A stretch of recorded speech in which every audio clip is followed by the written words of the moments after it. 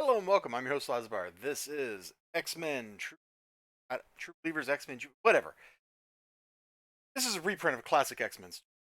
One I don't think for sure that I've read. Like I'm looking at this after I've read it and I'm like, I don't remember reading this, but boy, it's basically they how they meet Jubilee.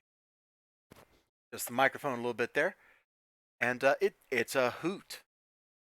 Start off here. Jubilee's in the mall. It's a nice mall.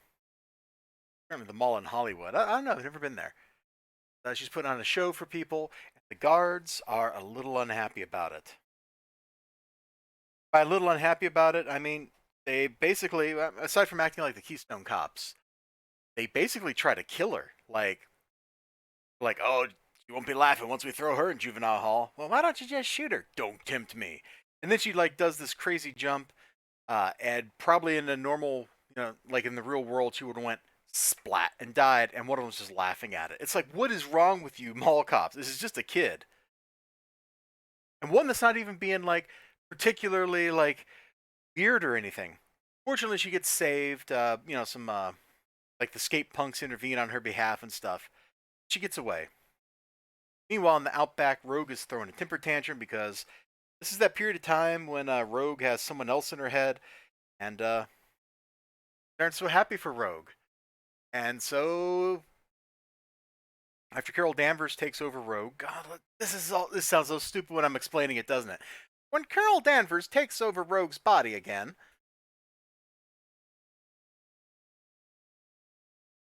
yep, sounds kind of dumb.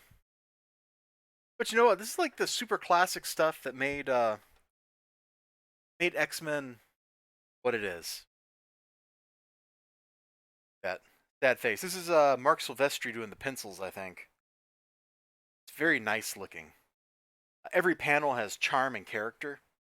Her anger here, see the lines like radiating, all the motion and stuff. Like even when it's just kind of like we're standing around talking and somebody's holding a table over their head, it looks kind of exciting. There's Betsy Braddock. Anyway, Dazzler's like, yo, why don't we go have fun? They go have fun, leaving Rasputin there all alone. Where do they go? Where do they go? If you guessed, your guess was they go to the Hollywood Mall. You're correct. They go to the Hollywood Mall, and I love all the reactions of everybody that's not Dazzler to the stuff that's going on. Everybody is just vaguely horrified at the shopping spree Dazzler's taking them on. Now, Rogue looks pretty good with that hair right there. It's a crazy dress. That's an even crazier dress that Betsy puts on. And get these bad guys that show up. They're like the Ghostbusters, except even more comical. And I think you can kind of see where it's going there because they're going to go track down Jubilee. The X-Men are there at the mall, so they, of course, have to stop them. I mean, it's kind of telegraphed on the cover here. Like, how do we beat the M Squad? Well, how do you think? You've got super strong, psychic, weather controller, and a disco dancer. Like I'm pretty sure you can handle four goo guns. Like this is not a problem. Are they? What are they? Hey, buy the book. Marvel's marketing, like their trade dress, their stuff they put on the cover, used to be super straightforward. Used to pull you in and be like, hey, you got to read this. Even when it's something goofy like this, where it's you get them reading, it's kind of like, yeah, the villain maybe wasn't as big of a threat as they could have been. But in this book, with Chris Claremont's writing, the villain didn't matter. The interactions between the characters. Oh, you know what? Hold on. We're gonna show a little something here. All right. So they like go to a dance club of an adult variety, and Daz was like, "Arrange something special for my friend." And Storm gets pulled up on stage, and apparently, she is a dancing fiend, and she dances the night away.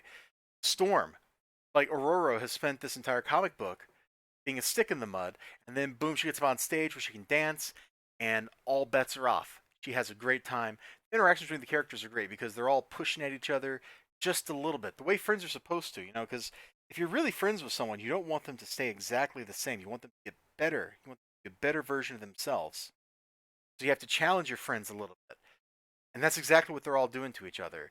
Dazzler's all pushing all of them to get out of their comfort zone, to expand, to grow, to maybe try something that's from her world as opposed to, Storm's rather ascetic existence. Carol Danvers is driving Rogue's body then, so Carol's, military background and whatever Psylocke has going on. Is she even Psylocke here? Like, I don't even know, man. See, X-Men stuff is so complicated because half the time Psylocke's in one body, half the time Psylocke's in another body. You know what I'm saying?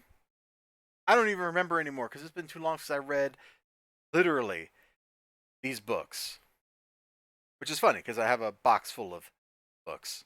Weird how that works. What was this reprinted from? Uncanny X-Men 244.